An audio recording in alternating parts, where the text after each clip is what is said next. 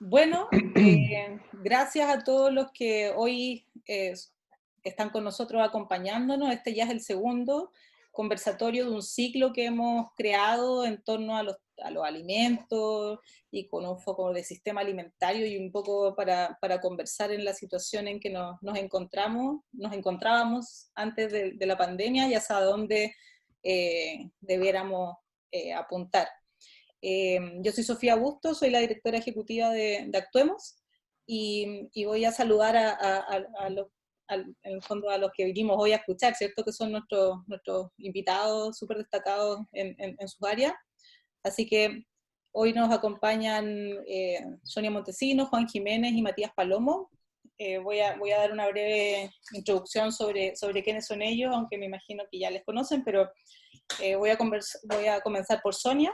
Sonia Montesino Aguirre, antropóloga y escritora, doctora en antropología por la Universidad de Leiden, en Holanda. Es profesora titular de la Universidad de Chile. Actualmente es la representante de América Latina y el Caribe ante el órgano de evaluación del Patrimonio Cultural Inmaterial de la UNESCO. Sonia también es Premio Nacional de Humanidades y Ciencias Sociales en el año 2013. Te has desarrollado hace muchos años en campos de investigación relacionados con la identidad cultural, estudios de género y etnicidad y patrimonio alimentario. Te reconoces en este último ámbito por publicaciones como La Olla Deleitosa, Cocinas Mestizas de Chile, Fuegos, Hornos y Donaciones, Alimentación y Cultura en Rapa Nui y Patrimonio Alimentario de Chile, Productos y Preparaciones de Valparaíso y Coquimbo, entre muchas otras publicaciones en esta área. Así que muchas gracias, Sonia, por aceptar nuestra invitación. Tenemos también con nosotros a Juan Jiménez. Juan Jiménez es médico veterinario de la Universidad de Concepción, es máster en ciencia en Alemania. No voy a decir la universidad porque ni siquiera sé si la podría pronunciar bien, ahí tú me puedes corregir. Se ha dedicado por muchos años, más de 25 años, a trabajar en programas públicos de apoyo a la agricultura familiar. Yo lo conozco precisamente por su desarrollo y su desempeño en este ámbito, principalmente en INDAP, ¿cierto? En INDAP es el jefe de área, soy jefe de área en Ñuble, subdirector regional de Biobío y jefe del departamento de mercado en la división de fomento de esa unidad. Así que muchas gracias también, Juan, por acompañarnos. Y bueno, Matías es el vicepresidente de Actuemos, amigo, y nos conocemos hace ya bastante años, hemos venido luchando por estos temas en conjunto desde que Actuemos se creó hace ya 6 años. Matías es chef o cocinero, ahí siempre que digo chef tú dices cocinero y al final ahí tú puedes hacer la mejor apreciación que prefieras. Matías nació en México. Matías es mexicano, luego vino a Chile, donde vivió y estudió gastronomía. Trabajó en España, ahí en restaurantes, ¿cierto?, con varias estrellas Michelin. Luego viajaste a Nueva York, estuviste trabajando ahí también en restaurantes bien reconocidos. Luego regresaste a Chile, donde creaste el restaurante Zucalde. Y has sido reconocido por tu trayectoria, ¿cierto? Has sido el chef del año en el año 2008 y en el año 2010 recibiste el premio al fomento de la gastronomía chilena. Y bueno, como decía, amigo y uno de los socios fundadores de Corporación Actuemos. Así que, bueno, hoy nos reunimos para conversar sobre la valoración del consumo de productos locales, que pareciera algo que es tan natural, tan lógico, sobre todo para los que trabajamos en estos temas, pero de cierta forma, en los últimos años, al menos en los últimos 20 años por lo menos, ha venido cambiando la forma en que nosotros producimos, distribuimos, comercializamos, accedemos a nuestros alimentos. Esto ha generado cambios importantes en la forma en que nos alimentamos, en el fondo ha incidido desde la perspectiva incluso de la salud, ¿cierto? Con la aparición de más enfermedades crónicas no transmisibles asociadas como a la mala alimentación, pero también ha tenido impactos muy importantes en la forma en que se producen los alimentos, impactos medioambientales, y eso asociado a muchas otras situaciones en las que hemos visto enfrentado nuestro sistema alimentario, como lo son la degradación de los suelos y la sequía y otros, hacen cuestionarnos más todavía la necesidad de volcar la forma en que estamos produciendo, comercializando y accediendo a nuestros alimentos hacia una forma más sustentable, más sostenible, más humana, ¿no? Vamos a empezar entonces a usar quizás otros conceptos que son distintos a los que eh, solemos usar las personas que trabajamos en los temas de alimentación, un poco como de la mirada más técnica, me refiero más asociada a la alimentación como la nutrición humana, entendida por muchos años como nutrientes de alimento, y no como el alimento, ¿cierto?, que nos nutre y que nos alimenta y que es parte de un contexto mucho más amplio. Así que voy a dejar de hablar yo y lo importante entonces es poder escucharlos a ustedes. Quizás podríamos empezar con una reflexión sobre esto. Yo no sé, Sonia, si tú quisieras quizás comenzar con algunas palabras. Bueno, mira, en primer lugar, muchas gracias, Sofía, por la invitación y muchas gracias por compartir con Juan y con Matías, ya que hace mucho tiempo que, que no nos veíamos, ya poder compartir, digamos, esto. Bueno, mira, yo no soy especialista, digamos, en este tema de productos locales, biodiversidad, conozco poco, o sea, conozco superficialmente lo que todas las personas que nos dedicamos a los temas de la alimentación conocemos, ¿no? Pero yo creo que lo que tú dijiste es muy importante en términos de los lenguajes, ¿ya? Es decir, ¿cómo hablamos de esto? Por eso mismo cuando tú dices productos locales, ¿ya? Yo puedo decir, por ejemplo, puedo hablar con propiedad de productos patrimoniales, ¿ya? Con más propiedad que esto que es lo local, ¿no? Pienso que ese es un primer trabajo que tenemos que hacer, que es como construir lenguajes y conceptos con los cuales podamos, digamos, entendernos todos, y por otro lado, el mensaje que nosotros queramos entregar a la sociedad sea también más claro, ¿no? Porque hay muchas cosas, o sea, están, por ejemplo, ¿no es cierto?, los superalimentos que la gente muchas veces consume, o sea, mete todo dentro de un mismo saco, digamos, ¿no? Superalimentos, alimentos orgánicos, ¿sí?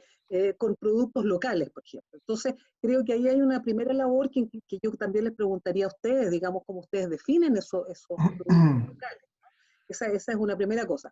Ahora, se sabe, y como tú también decías, Sofía, a nivel de los especialistas y la gente que está dedicada a estos temas, ¿no es cierto?, la importancia de consumir, ¿no es cierto?, los alimentos que están cercanos, que tiene que ver con las huellas de ozono, que tiene que ver con una economía, ¿no es cierto?, aledaña, te fijas, a estos espacios en los cuales uno vive, en fin, todo eso que más o menos sabemos. Pero creo que también hay una tarea, ¿ya?, de cómo explicar el por qué, ¿ya?, eso puede ser más sano o menos sano, ¿ya? ¿Qué significa eso, ¿no? Entonces, Y es sano, ¿no? yo lo Porque primero, también hay como mucho mito en torno a eh, eso. exactamente, qué es lo sano, y lo que tú decías delante también, qué es lo que entendemos por alimento, cómo hablamos del alimento, desde qué lugar, desde el lugar de la publicidad, desde el lugar académico científico, desde el lugar de los lenguajes populares, por ejemplo, de la misma cultura popular, que tiene modos de hablar del alimento, desde, por ejemplo, los lenguajes poéticos, ¿ya?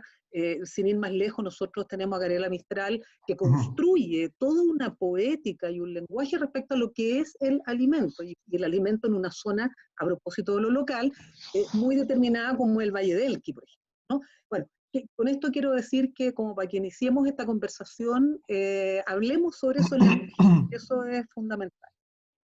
Eso quisiera decir.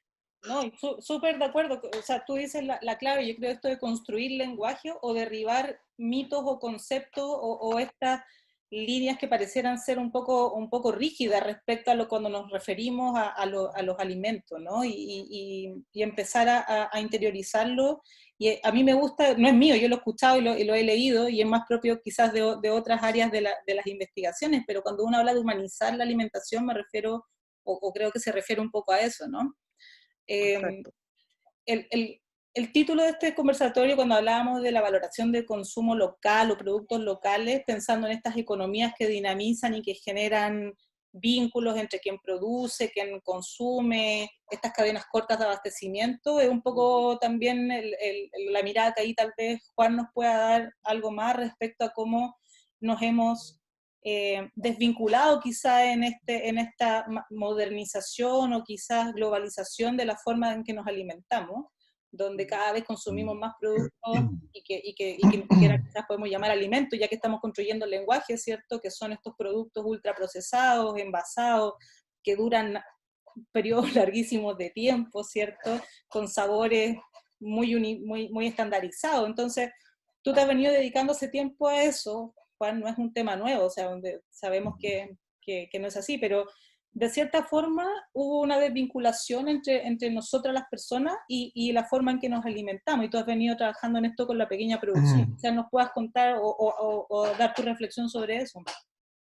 Sí, mira, voy a partir por una cosa que parece curiosa. Así como los campesinos y sus productos principalmente están orientados al mercado interno, hay una cantidad importante de productos, son dos o tres, pero son muy importantes en la agricultura familiar campesina, que alimentan a habitantes de otros lugares del mundo, ¿ya? Y ahí me refiero, pongo el ejemplo de la miel y de la frambuesa, por ejemplo. Entonces, esta dinámica de las cadenas y de la alimentación, cuando uno comienza a mirar los detalles, se encuentra, digamos, con sorpresas. Y cuando uno mira lo que los productores campesinos hacen, ellos nunca lo han dejado de hacer. Lo que ha sucedido es que en la práctica tenemos otros mensajes, tenemos otra publicidad, tenemos otras cosas que nos hacen ver justamente más bien una vinculación contra un producto final, o por la manera en que hoy día básicamente estamos adquiriendo nuestros alimentos, que es en un supermercado. Hemos ido perdiendo y hemos ido generando una distancia para saber de dónde viene ese alimento y quién lo produce. Y lo curioso es que en este momento de la pandemia, cuando nos dijeron todos confinados, la primera preocupación fue decir, oye, ¿qué voy a comer? Porque si el supermercado lo cierran, si cierran la feria, ¿yo qué es lo que como? Y afortunadamente los productores siguen produciendo alimentos, independientemente de que hay estacionalidad y hay efectos durante el año que explican más o menos tipos de productos, que eso es también algo que nosotros olvidamos, porque hoy día nosotros compramos tomate todo el año, pero en la zona central o en el sur no se produce el tomate todo el año. Entonces, hay una serie de fenómenos que de alguna manera en el último tiempo, por la forma en que los adquirimos los productos y por la oferta que nos tiene presente la industria alimentaria en general, hemos ido olvidando cómo eran las cosas hace 30 años o 40 años. Y es importante también lo que dice Sonia en relación a ir haciendo una buena definición de qué son las cosas, porque, y con esto termino, yo les quiero acá dar un ejemplo muy, muy interesante. Hasta unos 10 años atrás, todas las variedades de uva, como la uva país, la uva moscatel y otras más, se le llamaba uvas corrientes. Y cuando ustedes ven el censo agropecuario, están clasificadas las uvas corrientes, que son estas, que son más bien las uvas que hay una discusión si son patrimoniales o son tradicionales, en las del sur de Chile, respecto de las variedades principalmente francesas, cabernet, etcétera, que están denominadas como variedades finas.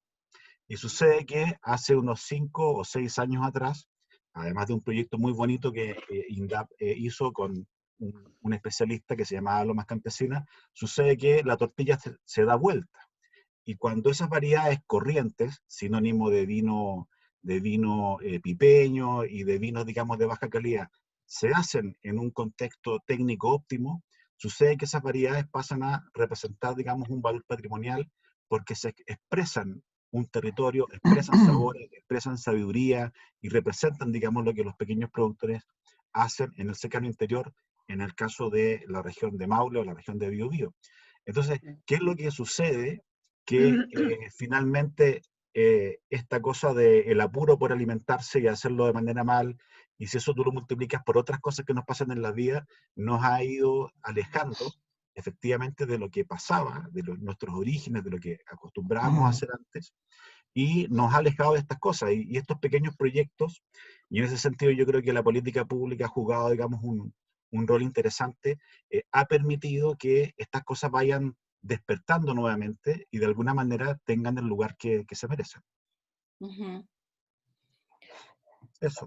No, y te escucho y claro, y me quedo con ganas de hacer preguntas y seguir como hablando un poco de lo mismo. Me acuerdo cuando con Matías nos conocimos y comenzamos a conversar, bueno, ambos ya veníamos trabajando en estos temas hacía un tiempo, pero algo que nos unió fue precisamente el ver la estandarización de los sabores. En ese momento, mucha alimentación escolar era lo que estábamos un poco con el foco en ese minuto.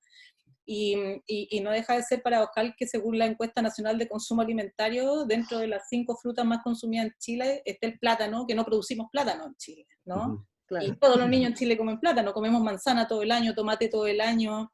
De cierta forma la alimentación, y no quiero ser injusta porque voy a hablar un poco más a nivel de ciudades, ¿no? Quizás, por supuesto, no estoy representando todo lo que pasa en todos los territorios, pero en el gran grueso de la población la alimentación se comenzó a estandarizar, o sea, comenzó a ser algún carbohidrato que siempre es pasta, arroz, y una papa con alguna proteína que siempre es como carne, pollo, y la gente como que no sale mucho de eso.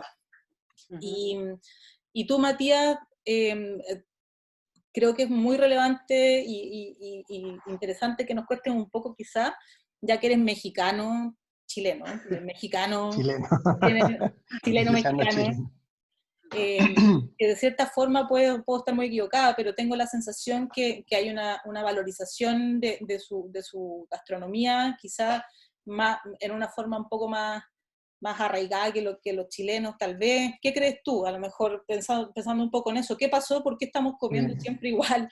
¿Nos estandarizamos los sabores? Sí, a mí me pasó cuando teníamos el restaurante. Yo empecé a hacer mis primeros menús, era una mezcla entre España y Nueva York. Era utilizar las mismas bases que teníamos allá. Y empecé a recorrer los mercados, a recorrer Chile, y empecé a ver que tenían los mismos productos que en Nueva York traían de Francia. Los tenían en Chile naturales, como las morchelas, ¿cachai? Teníamos el atún de Isla de Pascua, y teníamos miles de papas en Chiloé. Pero los agricultores en Chiloé en esa época cultivaban papas blancas porque era lo que vendían en Santiago. Entonces, cuando nosotros llegamos fue como bien difícil, porque teníamos que, para conseguir las papas chilotas, teníamos que contactar a alguien en Chiloé que estuviera todavía produciendo, y parecíamos la Carmela nosotros en el restaurante, veníamos con el canastito, y con el canastito llegamos a la mesa y le decían, no, estas son las papas de Chiloé. Después venía el Fernando Madariaga, que es un chef de La Serena, y me decía, oye, te tengo el arrope de chañar. Y él decía, ¿qué es eso? Y él me traía el arrope de chañar, y yo, como Carmelo, iba mesa por mesa mostrándole la fruta del chañar, el arrope. Entonces, era casi todas las semanas descubrir un producto nuevo. Entonces era súper interesante para un cocinero que venía con un bagaje heavy, porque esto es en los mejores restaurantes del mundo en ese momento. Y llegar a Chile y ver que teníamos tanto producto increíble para hacer una gastronomía increíble, y empezabas a viajar por los mercados, te ibas a Arica, te ibas a Valdivia, y en todos tenían pollo arvejado, costillar con puré picante, cazuela, y nadie cocinaba con los productos locales. Entonces fue bien complicado, sobre todo el inicio, darse cuenta que había tanta riqueza y que la gente no valorizaba. Y después empecé a comprar, por ejemplo, pescado. Y yo compraba en el mercado y en el supermercado, porque encontré un supermercado que tenía un proveedor que era alguien del mercado central. Y traía pescados rarísimos, así como blanquillo, rollizo, vilagay. Y yo decía, pero ¿en qué receta nacional están estos pescados? No existe un recetario donde haya mantarraya. Y Chile es el segundo productor de mantarraya del mundo. Ahí sacan bacalao y lo mandan para afuera, pero no hay ni un solo plato con bacalao.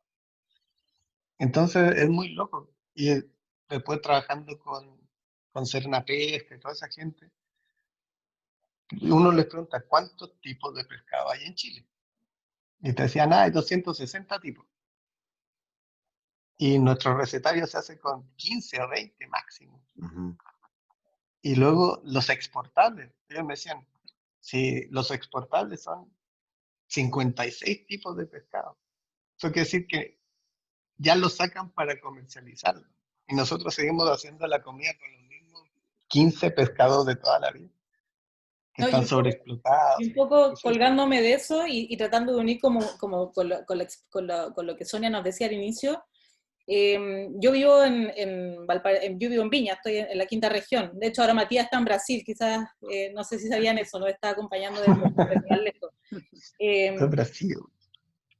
Pero a mí me sucede que en Valparaíso, por ejemplo, en el puerto, con todo el patrimonio, ¿cierto?, cultural del puerto, tú vas a los restaurantes y son muy pocos los que hacen rescate de gastronomía tradicional o que utilizan productos de la zona. La mayoría de los restaurantes tiene pasta y pescado y salmón, o sea, ni siquiera es pescado de la zona. Sí. Tú tienes un libro, Sonia, que es súper interesante, que habla del patrimonio gastronómico de Valparaíso. Sí. Y ya mencioné yo al inicio que has hecho hartas cosas en ese tema, pero ¿qué crees tú que nos pasó? Primero, yo creo que sería interesante saber cómo llegamos a la situación en la que estamos, y Juan también habló como la pandemia y cómo esto nos podría dar de nuevo ahora viéndolo como una oportunidad, ¿cierto? Sí, Pero, sí. ¿qué crees tú? No, mira, yo creo, bueno, hay varias cosas que se han tocado acá que dan ganas como de tirar los hilos, digamos, ¿no? Por ejemplo, muy cortito, ¿no? Quisiera hacer un comentario respecto al tema que tú decías del pipeño, ¿no? La pregunta es cómo se van poniendo en valor, ¿ya? Determinado tipo de alimentos al interior de un contexto de una economía neoliberal, digamos, que busca también ciertos nichos, ¿cómo se llama?, económicos, ¿no es cierto?, para ciertos productos. Creo que eso también, o sea, hay una puesta en valor que tiene que ver con eso, y otra puesta en valor que tiene que ver como con una política cultural, ¿ya? Y en ese sentido, creo que a nuestro país le ha faltado fuertemente una política cultural y económica junta, digamos, para pensar un proyecto alimentario distinto. ¿Ya? Creo que todos estos diagnósticos que tú haces, no sé, la estandarización, esto, por ejemplo, que dice Matías, ¿no es cierto?, de no valorar, de no saber, ¿ya?, qué es lo que tenemos, tiene que ver con un cierto tic cultural nuestro, que es justamente alejarnos de todo eso que se llama cocina con memoria. ¿Ya? La Isabel Álvarez en Perú acuñó ese concepto que me parece buenísimo, ¿ya?, para definir, porque ya no habla de cocinas tradicionales, sino que de cocina con memoria. O sea, ¿por qué nosotros en Chile nos hemos olvidado de un montón de cosas? Porque tenemos un gesto de copia y de imitación bastante complejo. Siempre nuestra sociedad ha estado mirando todo lo blanco, lo europeo. Bueno, paréntesis cuadrados, basta ver lo que está pasando con los mapuches en este momento. ¿Ya? Hay un racismo solapado, todo lo que tiene que ver ya con estos orígenes nuestros, que son orígenes mestizos, culturalmente mestizos, ya ha tendido a ser negado. Y en esto entra también lo de la cocina y los alimentos. Por ejemplo, yo fui ¿se acuerdan que vinieron los Roca a Chile y se hizo toda una parafernalia, los trajo el BBVA, ¿no? Y entonces lo que hace no sé cómo se llama, el sommelier de los Roca, es colocar pipeño, ¿ya? Y colocar como los vinos campesinos que él había probado en un viaje, ¿no es cierto? Y los coloca. Toda la gente que estaba ahí en esa por lo menos a la cena a la cual yo fui, eran todos muy influyentes, muy esto, muy lo otro. Ah, no, fascinante, el pipeño maravilloso, no sé qué. Pero claro, jamás en su vida ya habían siquiera comprado una botella de pipeño. Se los digo porque yo estuve en una mesa, que no quiero pelar quién estaba en la mesa, ¿ya? Pero era absolutamente increíble la ignorancia, ¿no? Entonces, claro, pero venían los Rocas transformaban esto, venían con ese prestigio, y entonces esta cosa nuestra tan tremenda que tenemos de no querer mirarnos, ¿ya? O de la vergüenza de lo que tenemos, ¿no? Bueno, esa es una cosa. Ahora, cortito, respecto a la reflexión de la pandemia, lo que yo he estado observando, y esto lo digo como antropóloga, haciendo etnografía virtual en los chats de mi barrio, ya conversando con la gente, porque como antropóloga ahora no puedo salir a hacer terreno, ¿ya? ¿Qué es lo que yo veo? A ver, como síntesis veo, primero, una centralidad, como decía Juan, una centralidad en este minuto de la cocina. Y por una cuestión obvia, porque estamos confinados, y entonces la pregunta, ¿qué vamos a comer?, ya no es la misma pregunta que nos hacíamos cuando estábamos desconfinados. ¿No es cierto? Que por último pasábamos frente a un restaurante o lo que fuera, salíamos a la oficina y comíamos. Pero resulta que ahora todo esto es puertos adentro, Y esta pregunta de puertas adentro de qué comemos ha tenido, yo creo, yo creo que cuatro elementos que son fundamentales. El primero que yo veo es la recuperación, cuando Juan decía, chuta, ¿qué vamos a comer? Se va a cerrar el supermercado. ¿Qué es lo que hago? La gente empezó a hacer pan, ¿ya? Y el pan es muy interesante porque el pan empieza a aparecer como con esa centralidad, digo, que tuvo también históricamente y ha tenido el pan en Chile. Y entonces la gente empieza a pedir recetas, ¿ya? Y cuando empieza a pedir recetas es muy interesante porque se activa la memoria culinaria, ¿ya?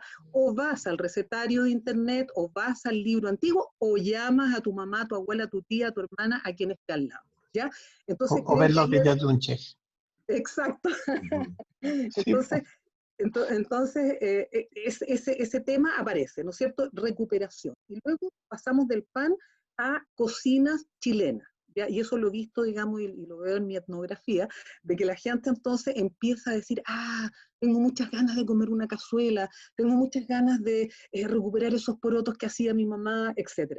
Y esto tiene que ver entonces también con una ligazón de la comida con el afecto.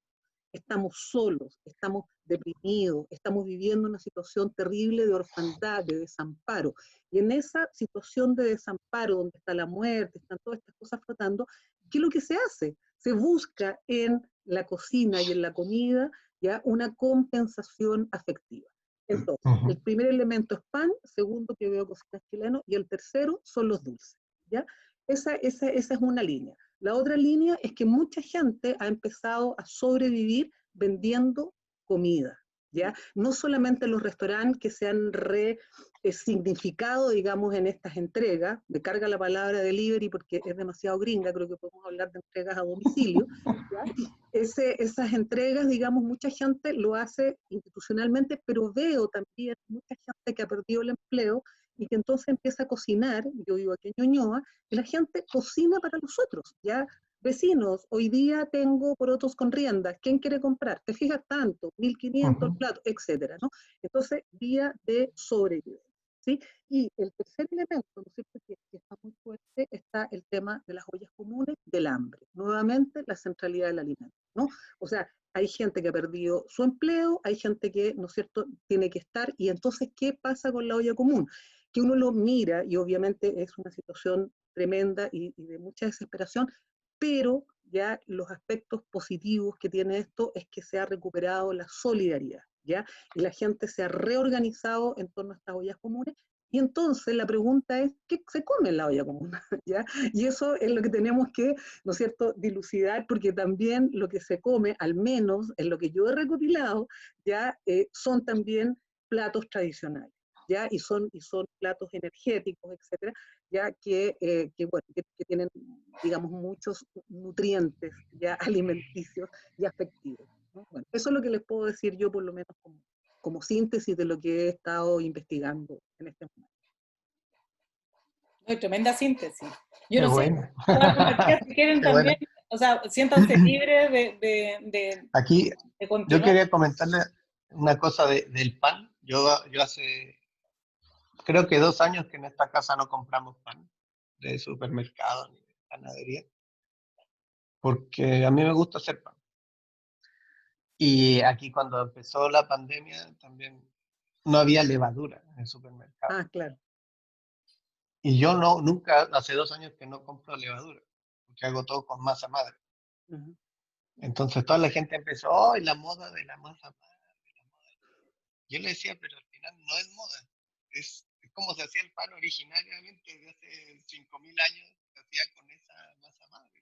Se está recuperando y se está retomando. Y el tema de las ollas comunes, ¿sabes qué?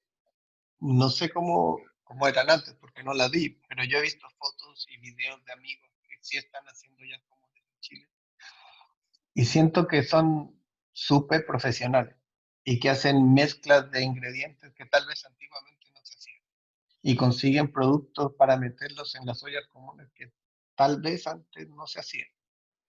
Entonces es súper interesante porque la profesión de cocinero en Chile se ha profesionalizado muchísimo. Y tiene gente muy capaz y que está haciendo cosas muy buenas y que ahora lo está llevando al área social. que también es súper interesante ese tema.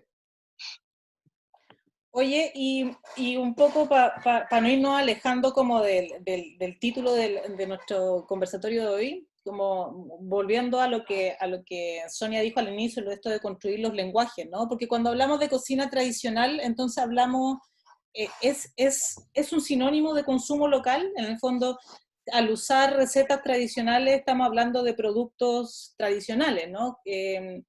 Y un poco ahí, Juan, ayúdame tú, desde la pequeña producción agrícola, que en el fondo son los grandes abastecedores de nuestro mercado interno, ya tú lo dijiste bien al inicio. Eh, Tú que estás mucho más en contacto con la gente en el terreno, ¿seguimos produciendo variedad de productos o hemos ido un poco más hacia a esto de mirar más de cultivo, más monocultivo, ¿no? Como yo decía, que comemos tomate todo el año, independiente de la estación del año, comemos tomate siempre. ¿Estamos respondiendo más a eso o también dentro de esta política que dice Sonia que parece que necesitamos fuertemente en Chile, que es de una política un poco más orgánica y transversal a lo que compete a distintos ministerios, ¿no? Entre ellos, por supuesto, Agricultura como le pretendan llamar, ¿cierto?, al ministerio. Sí. Es esto, los cultivos, ¿cachai? O sea, necesitamos seguir cultivando variedad de alimentos, porque si no, toda esta tradición de cocina que nos dice Sonia, pareciera que no vamos a poder continuarla, ¿no? Sí, mira, yo creo que hay ejemplos virtuosos que afortunadamente no se perdieron y yo creo que mucho eso va de la mano de las propias personas que lograron mantenerlo y yo creo que el caso de Chiloé es un caso interesante por el tema de la papa, el tema del ajo y porque también de alguna manera la forma de vida o lo que uno ve cuando va a la isla te hace como rememorar una época como antigua, digamos, como que ahí no hay una modernidad tan aplastante como lo que pasa en otras ciudades. Entonces yo creo que ahí hay una cosa interesante con el tema, digamos, agrícola. Pero también si nos vamos a otro ejemplo, digamos, negativo, por ejemplo, todo lo que es la producción de porotos, de lentejas, prácticamente no voy a decir se perdió, pero bajó en un nivel, digamos, muy grande. Y eso tiene, digamos, dos explicaciones que también tienden, digamos, a explicar por qué tenemos tal vez menos variedad de productos en otras áreas. Eh, el tener un tratado de libre comercio te abre, digamos, la frontera y te permite traer cosas como también te permite exportar cosas. Yo recién le hablé del tema de la miel y de la frambuesa, donde prácticamente todo lo que se exporta en un porcentaje muy elevado, hablemos de entre el 80 y el 90%, es de la pequeña agricultura. Pero a su vez, en un efecto negativo, eh, todo lo que era la producción de leguminosas, legumbres, prácticamente cayó al mínimo porque básicamente la traemos de Canadá, fundamentalmente las lentejas, también Argentina. Entonces, ¿qué es lo que sucede? Que en este juego de que tú te abres comercialmente, comienzas a tener esta posibilidad de que los productos salgan y otros ingresen, y esa dinámica comercial finalmente que está marcada por el precio, comienza a determinar que un productor deja de producir, por ejemplo, lentejas, porque su productividad es muy baja, porque no cubre los costos y porque finalmente lo que se vende en el supermercado, que puede ser 2 o 3 veces más barato, viene, digamos, de un país extranjero. Entonces, tenemos un ejemplo bueno y malo, y entonces, ¿por qué pasa esto? Porque podría haber sido de que, aun cuando nosotros tuviéramos una baja productividad, por ejemplo, en el caso de las lentejas que vienen en el secano interior antiguamente, se hubiesen seguido produciendo. Pero la verdad es que no se siguen produciendo porque además se generó una baja demanda. Hoy día, y eso ¿por qué pasó? Porque la gente las dejó de consumir. Entonces, se genera, digamos, como una especie de efecto de vicio, donde además de tener un producto importado más barato, además se deja de consumir, se deja de recordar de que en algún lugar de Chile había un producto que tenía ciertas cualidades y características, y ¿qué es lo que también pasa? Tienes señal de que lo que puede ser o más rico, o más barato, o accesible con más facilidad, tiene otras características, como la comida chatarra, comerse un sándwich, etcétera, digamos, como uno lo quiera ver. Entonces, ¿qué es lo que ha ido sucediendo? Y yo lo había escrito. Normalmente nosotros hablamos en el ministerio, y particularmente en el INDAP, de los temas gruesos. Hablamos de riego, hablamos de asesoría técnica, hablamos de crédito. Pero el para qué es una pregunta sobre la cual se reflexiona poco. Entonces, cuando nosotros hablamos, por ejemplo, de alimentos, y hablamos de qué alimentación, o hablamos de productos, y hablamos de qué productos, es como meternos en el para qué de las políticas que fomentan la producción de alimentos. Entonces, yo creo que ahí nos falta, y nos falta por distintas razones que pueden ser atendibles, pero yo creo que es súper relevante que esa discusión vuelva a estar. Porque, ¿qué es lo que sucede? Tienen que aparecer algunos programas del Estado, particularmente hay un proyecto que recuerdo muy bien del FIA sobre el tomate lima chino y sobre un durazno particular, durazno betarraga, no me acuerdo, una variedad que casi estaba extinguida, y que a partir de un par de proyectos se logra nuevamente generar, digamos, la producción de estos productos. Entonces, ¿qué es lo que debiera ir sucediendo? Es que en la medida que la reflexión sea completa e incluya no solamente el cómo y el dónde, sino también el para qué, probablemente nos va a permitir poder ir dando mejores respuestas y de alguna manera vincular a los actores. Porque un productor que esté en el cercano interior o que esté lejos de Santiago tenga un muy buen producto y un chef no lo conozca, ni yo sepa qué produce, por muy bueno que sea ese producto, tal vez tampoco va a servir. Entonces creo yo que en la medida que se activa esta conversación, ya hay distintos integrantes de este gran eslabón que es la producción de alimentos, va generando que en el fondo podamos ir rescatando y conociendo gente, qué es lo que tiene, qué es lo que produce, y eso genera, digamos, la posibilidad de ponerlo en valor, de que la gente lo pida, que la gente lo quiera, y es un proceso largo. Yo mencionaba justamente esta cosa del vino recién, porque es curioso, o sea, no sé, pues como cuando Chile gana la Copa América, o sea, fuimos malos para la pelota 100 años y de un día para otro somos campeones. Aquí pasa algo como similar, haciendo, digamos, el paralelo. El vino siempre fue rasca, fue como penca, pero sucede que de un día para otro apareció alguien, en el ejemplo que daba Sonia, y el vino es espectacular. Eso no es así, siempre tuvo las mismas cualidades y siempre fue bueno. Obviamente que acá también no podemos empezar a comparar un vino con otro y empezar a decir qué es lo que pasa y no, pero yo creo que hay distintas cosas que nos han hecho llegar a esta situación, pero que es lo bueno que si uno comienza a mirar, probablemente en distintas comunidades hay productos, se mantiene digamos, como endemismo desde el punto de vista de estos productos, y además también ha habido política pública para apoyarlo. Obviamente que eso igual tiene un contrapunto que es la última semilla, con el paquete, digamos, tecnológico que te permite producir una cierta cantidad de quintales, con eficiencia económica. Entonces, yo creo que hay como una dualidad, y que yo creo que afortunadamente en esta situación, sobre todo con la pandemia, nos permite mirar y volver a hacer esta pregunta del el para qué. Y yo creo que es súper pertinente responderla y reflexionarla, más aún que en octubre tenemos un plebiscito y que también seguramente estos temas de la alimentación van a estar en la agenda, y es bueno que estén, Ojalá. porque es parte también de lo que nosotros tenemos que hacer, discutir y preocuparnos. Mira, Así yo es. quisiera hacer un pequeño alcance a lo que dice Juan. Yo creo que el problema nuestro con la memoria ya llega al extremo de que no tenemos nunca políticas de Estado, sino políticas de gobierno.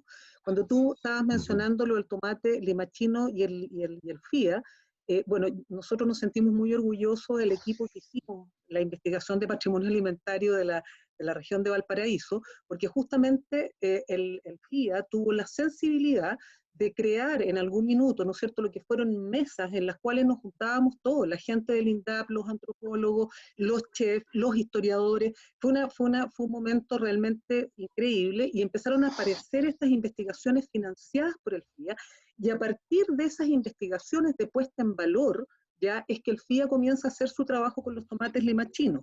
Nosotros empezamos a trabajar con la gente, ya, y empezamos también en ese libro que tú mencionabas antes, Sofía, a poner esto en valor. Entonces, ¿qué quiero decir con esto? Quiero decir que así como tenemos la desmemoria de nuestros platos y de nuestras cocinas, tenemos la desmemoria de políticas públicas ya que se cortan.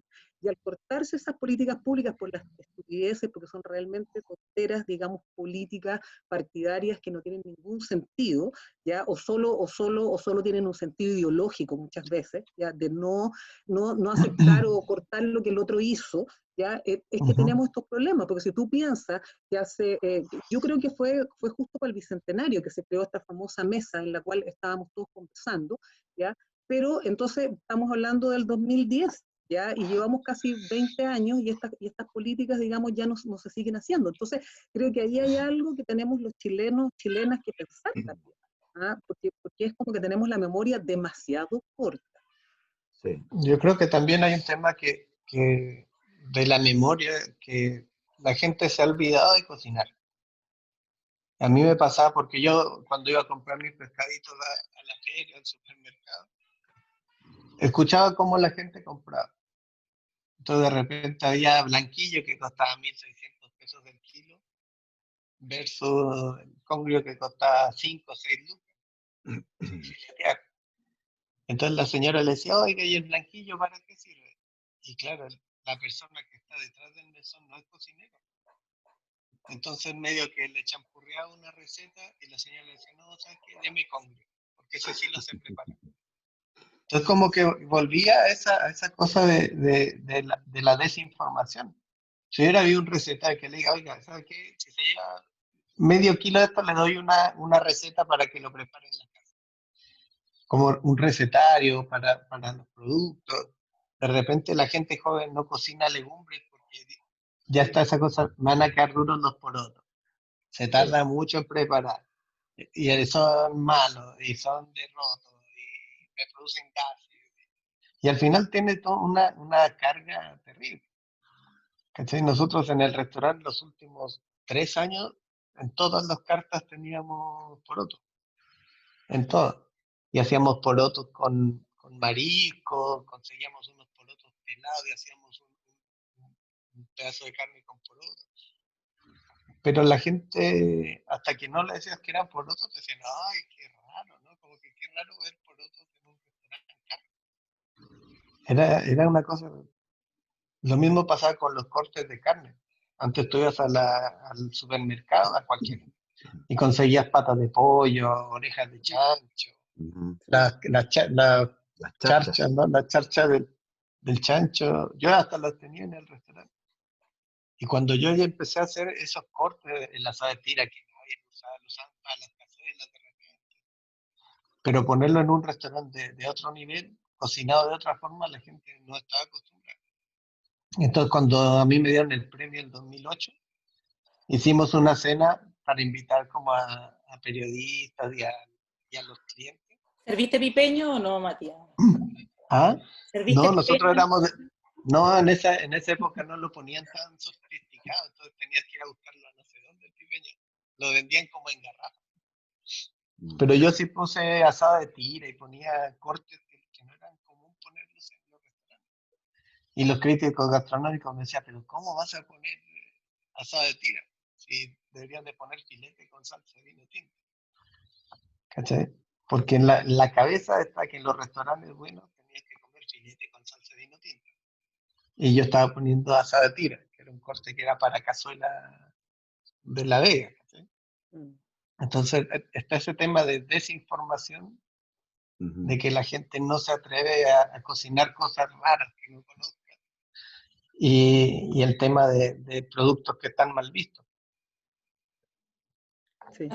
Al final los temas como o los factores que influyen en la forma en que nos alimentamos son multifactoriales y hay una serie de acciones que condicionan la forma en que nos alimentamos, el costo de los alimentos, el acceso, la facilidad, y por eso la importancia de lo que decía Juan, esto de las regulaciones y un poco, si uno lo mira a la perspectiva del Ministerio de Salud, por ejemplo, que también trabaja en torno a cómo las personas nos alimentamos, se elaboran guías alimentarias, ¿cierto? Recomendaciones para la población, que difícilmente se relacionan o van de la mano fuertemente con lo que estamos hablando, ¿cierto? O sea, se estandariza que todo el país se alimenta más o menos de la misma forma, independiente si vive en la costa o en la cordillera, en el norte o en el sur.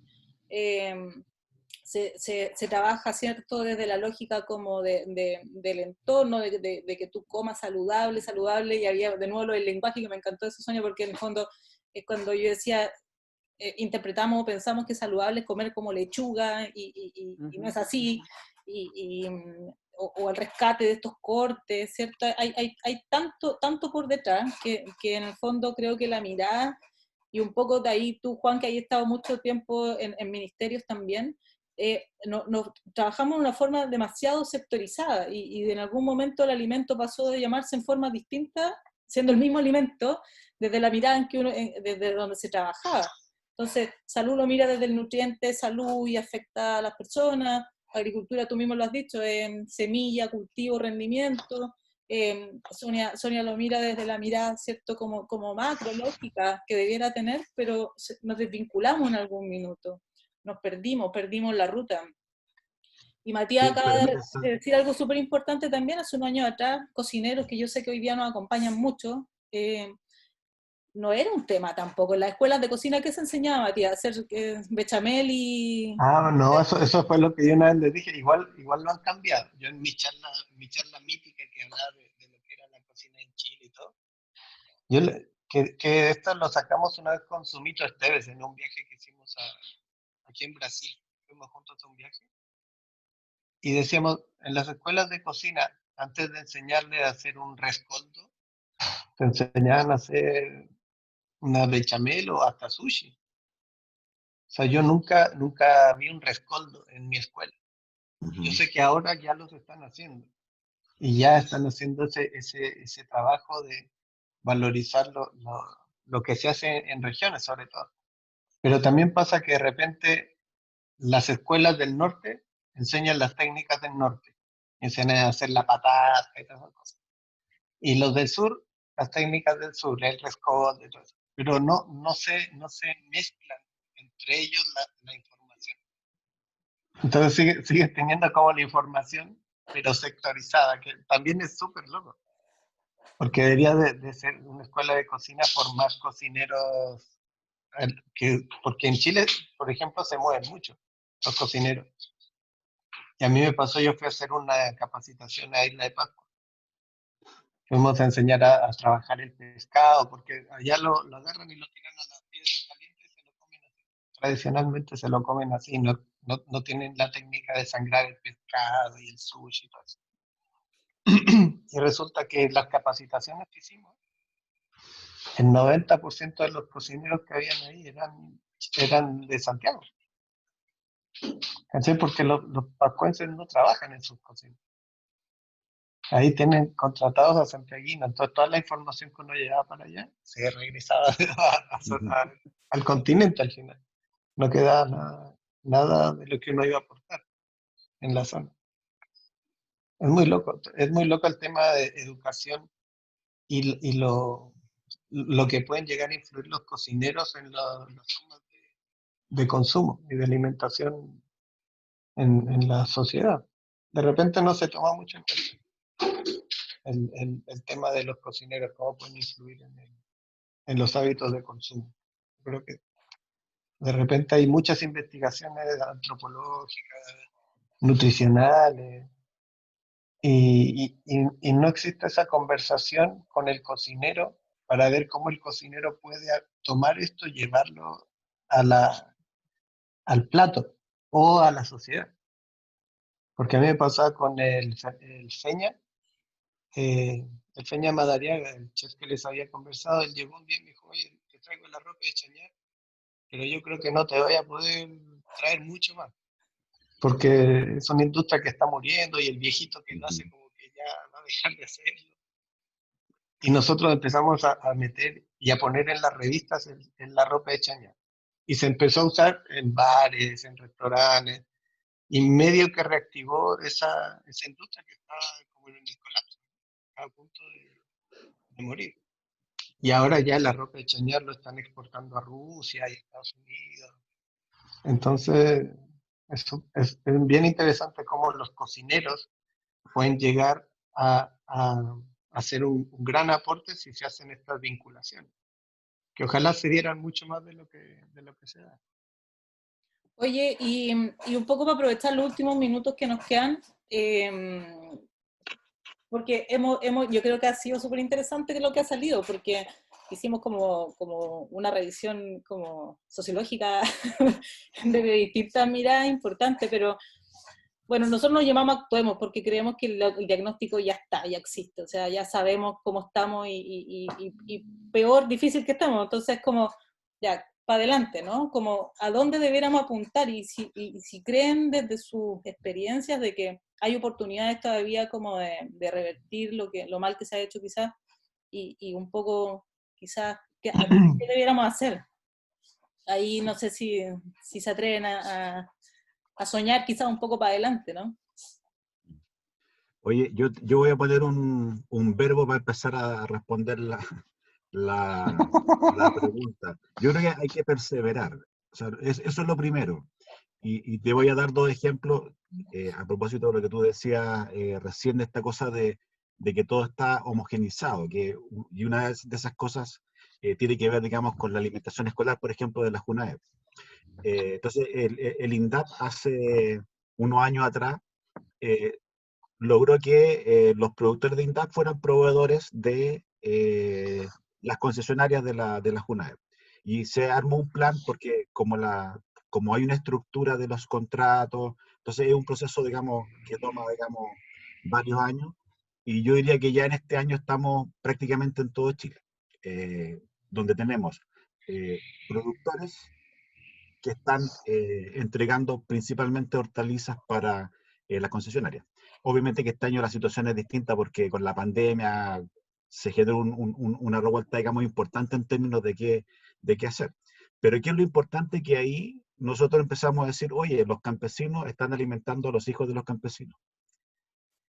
Eso a nosotros, en términos institucionales, lo digo, eso es por INDAP, nos costó como 10 años, porque empezamos a conversar el 2008 y finalmente eso se logró materializar porque tenéis que juntar a los astros, tenéis que esperar que llegue el eclipse. Finalmente eso pasó el año 2016, después de 2 años de conversa. Entonces, por eso digo que hay que perseverar. Y el otro ejemplo que también tiene que ver con la JUNAEP es que en el caso de la sexta región se hizo un proceso para incorporar la quinoa, que se produce en forma importante en la sexta región, en la alimentación escolar. Entonces, eso se puede hacer con nuestros productos, sí se puede hacer. Se puede modificar la dieta, sí se puede hacer. Pero eso implica generar un proceso importante, porque primero tú podrías decir, oye, ¿por qué no ponemos miel? Ni un problema, pongamos miel. ¿A los niños les gusta la miel? No lo sé. ¿Cómo le entregamos la miel? En una cucharadita, en un envase plástico de 10 cc, se la ponemos en el postre, se la ponemos, etcétera. ¿Dónde? Entonces, hay un proceso no menor de saber cómo se entrega finalmente un producto que va a contribuir a la alimentación, valga la redundancia, que puede ser un producto local, porque podría haber muy buena intención y finalmente podría suceder de que la quinoa o la miel queden en las bandejas, digamos, de los alumnos porque no les interesa, no les gustó, o porque hay, entre comillas, una mala historia o hay una mala reputación del producto. Entonces, hablo de perseverar porque en el caso de la quinoa tardó un tiempo, porque además había que hasta casi modificar los contratos de las concesionarias porque le ibas a pedir que hicieran algo distinto que tenía un costo distinto. Entonces, hay un proceso largo y como las cosas no pueden ser en el caso de la administración pública de un día para otro, se requiere ir juntando estas voluntades para ir generando pequeños cambios que el día de mañana te van a significar incorporar un segundo alimento o un tercer alimento y eso, digamos, paulatinamente va a ir permeando. Ahora, ¿qué es lo que yo creo que sí nos falta? Es la explicación, es como el cuento. Porque claro, los niños van a ver la quinoa, probablemente ellos les van a contar, les van a decir qué pasa, pero hay un tema de cómo ellos también van internalizando esto. Cómo nosotros vamos explicándole a nuestros hijos qué pasa con los alimentos. Cómo alguien, digo alguien porque claro, puede apuntar a muchas personas, explica esto y cómo va también educando. Entonces, probablemente en algún momento también vamos a tener que pensar en reformular a lo mejor los currículums escolares, a lo mejor hay que en algún momento de la vida de los niños explicarles estas cosas para que ellos comiencen, digamos, a atreverse y no se dejen simplemente llevar porque el papá les dijo, no, eso es malo, o no, eso genera problemas, o incluso que eventualmente no esté. Entonces, hay que perseverar, que es la primera cosa, digamos, para poder producir, digamos, un cambio en lo que nosotros queramos hacer. Yo quería tocar un tema súper puntual.Nosotros con la Sofi, unos años nos íbamos a sentar con los niños de los liceos a comer. Entramos con la gente de la Cunaeva, con ellos entramos al colegio, los sacábamos y nos quedábamos nosotros comiendo con ellos. Nosotros no llevábamos el delantal, nada, era una cosa más social. Y sí nos dimos cuenta que los niños nos decían que ellos traficaban sal. ¿Cachai? Porque el tema gubernamental regula la adición de sal en la comida. Entonces, ¿qué pasa? Que los niños en su casa seguían comiendo N sal. Y en el kiosco de los colegios vendían las papas fritas, en esa época cuando estábamos con el socio. Y todos los niños tenían una dieta súper salina, súper salada. Y ellos en este tema traficaban la sal. Entonces había que hacer un triángulo que era el profesor, que es como el papá. El profesor está más horas del día con el alumno que los propios papás. Entonces empieza en la sala, después en el lugar donde comen sus colaciones y en la casa. O sea, necesitas esas tres cosas que se unan para lograr generar un cambio, ¿no? Y yo, bueno, aquí en mi casa, mi hijo el Benja es mi conejillo de India. Y yo los platos que le hago al Benja, brócoli, zapallo italiano, arvejas, poroto. A veces ni siquiera le pongo carne. Y tú le sabes cuál es tu comida favorita. Él tiene 5 años. Y te dice, el brócoli. Y te lo escucha el resto de las personas y no lo creen. Entonces, claro, va mucho en el tema de la casa, pero si la profesora está comiendo papas fritas todo el día o está comiendo golosinas y ellos la ven comiendo eso, se produce un cortocircuito en la cabeza, ¿no? Y lo mismo, si el colegio le quita la sal y en la casa son súper salados para comer, tampoco va a funcionar bien la alimentación saludable. Tiene que haber una conversación ahí entre escuela, proveedor de alimentos y los papás. Eso. Sonia, ¿te gustaría a ti cerrar quizás? Porque ya estamos como en la hora. Ya, hoy sí. Hemos pasado por todos estos temas, entonces me encantaría poder escucharte. Sí, bueno, mira, bueno, es súper complejo decir qué es lo que se debe hacer, digamos, porque ya tú lo dijiste, esto significa los esfuerzos multisectoriales, ya de nutricionistas, de sociólogos, de antropólogos, de cocineros, etcétera, ¿no? De agrónomos, en fin. Pero yo creo que sí hay una cuestión que es fundamental, que es la cultura. O sea, todo esto que ustedes están hablando, pucha, es que el niño llega al colegio y entonces come sal y entonces esto, entonces lo otro. La cultura define los hábitos ya de alimentación, define los gustos, ¿sí? Y define también las formas de consumo. Entonces, ¿qué ocurre? Lo que pasa normalmente es que muchas veces las políticas, ¿no es cierto?, van a chocar contra esa cultura. Entonces, una de las cosas que yo creo que es fundamental hacer es investigar. Yo creo que en Chile se investiga muy, pero muy poco respecto al tema cultural, respecto a los hábitos alimentarios. Ya se investiga casi nada. ¿Ya? Y creo que ahí hay un gran problema porque, por ejemplo, cuando tú mismo estás diciendo, pucha, entonces, ¿cómo le pongo la quinoa con la miel? Bueno, si yo no sé cuál es la cultura, cuáles son los símbolos, cuáles son los lenguajes, cuáles son los hábitos con los cuales, ¿no es cierto?, los niños vienen, porque la casa es fundamental, el colegio puede entregar determinado tipo de cosas, pero la casa es lo básico, fundamentalmente. Entonces, creo que ahí hay un problema porque justamente nunca se ha querido entender ya que comer es cultura, ¿sí? O sea, lo primero que nos define como sujetos y como sociedades es precisamente que fuimos capaces de crear, a diferencia, ¿no es cierto?, de nuestros primates antepasados, ¿no es cierto?, de crear esto que se llama cocina, ¿ya? Y la cocina es cultura. Entonces, si nosotros queremos implementar transformaciones y no vemos eso, ¿ya? Nos va a ir mal. Por ejemplo, yo les pongo solo un ejemplo. Todas las políticas que se han hecho respecto a la obesidad, ¿ya? Al no consumo de esto, al no consumo del otro, ¿cómo se llama esto? Leyes de etiquetado, etcétera, etcétera. ¿Sí? ¿Cuáles son los resultados? ¿Cuáles son los resultados? Yo sé que el tema de la obesidad es mucho más complejo, lo sé, pero quiero decirle eso. ¿Qué pasa, por ejemplo, cuando yo te digo a ti, mira, la alimentación saludable, desde mi perspectiva de clase, de generación, de etnicidad, ¿ya? Es esta. Y yo te digo, pero ¿sabes que no? ¿Ah? Porque yo me identifico con otro tipo de alimentación. Tú me estás diciendo que el pescado es maravilloso, etcétera, pero sabes que tengo 7 hijos, o 5 o 4, ¿ya? Y resulta que si compro un pescado que me cuesta carísimo, no logro satisfacer ya el hambre de esos niños. ¿Sí? En cambio, si yo compro, no tengo plata, voy a comprar unas hamburguesas, ¿no es cierto?, que están en el supermercado, llenas de grasa, etcétera, pero me cuestan tantos pesos y satisfago, ¿no es cierto?, esa hambre, que incluso es un hambre que yo puedo pensar que mis hijos tienen y que a lo mejor no tienen, pero eso es parte de la cultura, ¿ya? Eso es parte de la cultura. Entonces, quiero decir con esto que, a ver, muchas veces se trabaja de una manera muy iluminada, académica. Entonces, muchas veces los mismos cocineros de la academia también son académicos, ¿ya? Viven en unas coordenadas, yo formo parte de ese mundo, estoy haciéndome una autocrítica también, ¿no?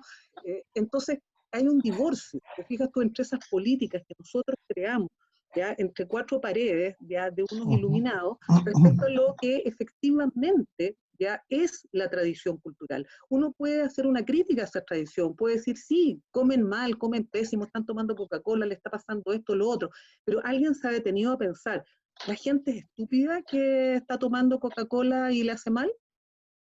Me hago la pregunta, ¿qué es lo que hay ahí? Hay cosas mucho más profundas, ¿ya? Cuando nosotros decimos que uno se alimenta de símbolos, ¿ya?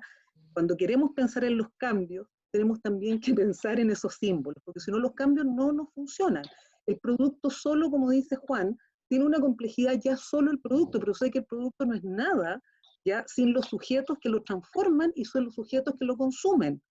¿Entiendes? Entonces, ese vínculo creo yo que es el que tenemos que pensar, y en ese sentido lo que yo quiero llamarlos en este minuto es a pensar justamente en el elemento fundamental de la cultura, que es el que está determinando muchas de las conductas que nosotros tenemos. Así que creo que hay que investigar, dialogar como lo estamos haciendo ahora, y efectivamente creo que si no hay un cruce entre todas las personas, digamos, que nos dedicamos a esto desde las distintas disciplinas, difícilmente vamos a llegar a una panacea o a un horizonte, digamos, ¿no es cierto?, que sea satisfactorio.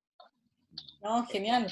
Yo creo que ese es el objetivo y precisamente por eso estamos aquí y por eso la interdisciplinaridad y por eso estas distintas miradas, porque en el fondo todos trabajamos lo mismo, o sea, todos los que estamos aquí, y estoy segura que muchos de los que hoy día nos están acompañando, trabajamos en torno a los alimentos y creemos que tenemos la razón, ¿no? Lo que tú decías, Sonia, como desde nuestro prisma, el problema se aborda así, pero es bastante más complejo que eso y yo creo que ahí está el desafío, ¿no? Y tal vez para allá, solo la reflexión, el perseverar, como decía Juan, y por qué seguimos trabajando en esto y por qué seguimos soñando con una forma distinta nomás.